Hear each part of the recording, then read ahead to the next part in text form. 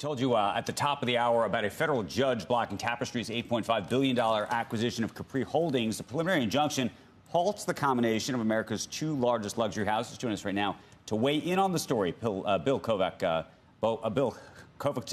He is the former commissioner at the FTC. I'm so curious what you make of this ruling, whether you think the FTC should have brought the case to begin with. There were a lot of people raising questions about it, saying, is this really the role of the FTC? Trying to protect folks from paying a little bit more for expensive handbags? I think the commission had a good basis for bringing the case. I mean, one index for this is that the decision within the commission was unanimous. That was a 5-0 vote with the 3 Democrats and the 2 Republicans. Republicans who are skeptical about expansive enforcement. I think as the judge found, they had facts to back them up. There is an edgy element to the case. They're trying to carve out a specific niche in a broader product category. The judge was convinced that they did it. So it's a responsible choice. And the judges in these cases have hardly been pushovers. So it's a big day for the FTC.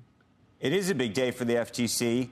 Does this change the optics, the perception of the FTC? There was a view that they had been aggressive. In some cases, the business community would say too aggressive. And there were a string of suits where they lost. Does this change this dynamic? I think it does. When you take the whole string of litigation events, it's true that they lost a couple at the front end, Meta within, Microsoft Activision, which is still on appeal. But in the more recent experience, they've done well. And what it does is help overcome the narrative that, 1, you can't win, 2, you're picking bad cases, and 3, that your chair is out of control, bringing cases that are way out of the mainstream. There's nothing like litigated victories to stifle that kind of discussion. What is your sense about the future of Lina Khan? And I ask it because there's been questions about whether if former President Trump wins, whether he would keep her. I imagine that's unlikely. Yet, as we know, J.D. Vance has been very positive and continued to say positive things about her. On the other side, there's a question about whether Vice President Harris, if she were to win, would keep her. There's clearly a business community among Democrats who've been trying to push against Lina Khan, but there's some that say that might even turn into a backlash. I think that a Trump presidency and a regime change generally brings in a new chair. When you have a change of party, it's almost always been the case, with few exceptions, that presidents want their own person to be chair. There are clearly a couple of members of the commission now, Republicans, who would fit that bill. So I think it's highly likely that despite the support from the vice president, for example, that she would continue in the job. I think that the outcome yesterday helps her in the possibility that she continues on in a Harris administration.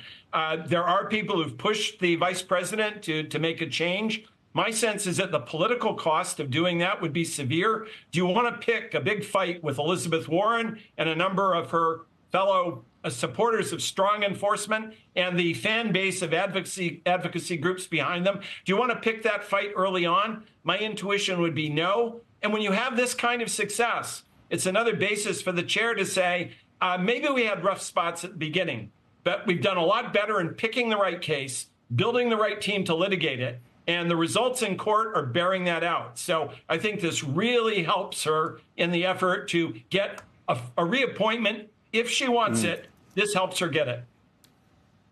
What is your sense about a potential appeal? How strong a case do you think the FTC has? Obviously, they've won now, and they've won the injunction.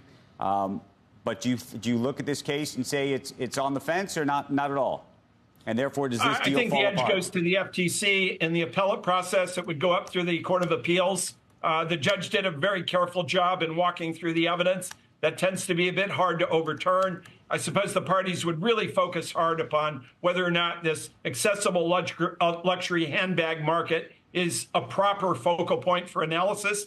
That will attract some debate. But my intuition would be here that the Court of Appeals would probably uphold her finding. And that's a couple of years away. And the parties have said, we'll appeal, we'll go ahead. That requires patience, further expenditure of effort. But I suspect that the judge has done a good job here to make this withstand appeal.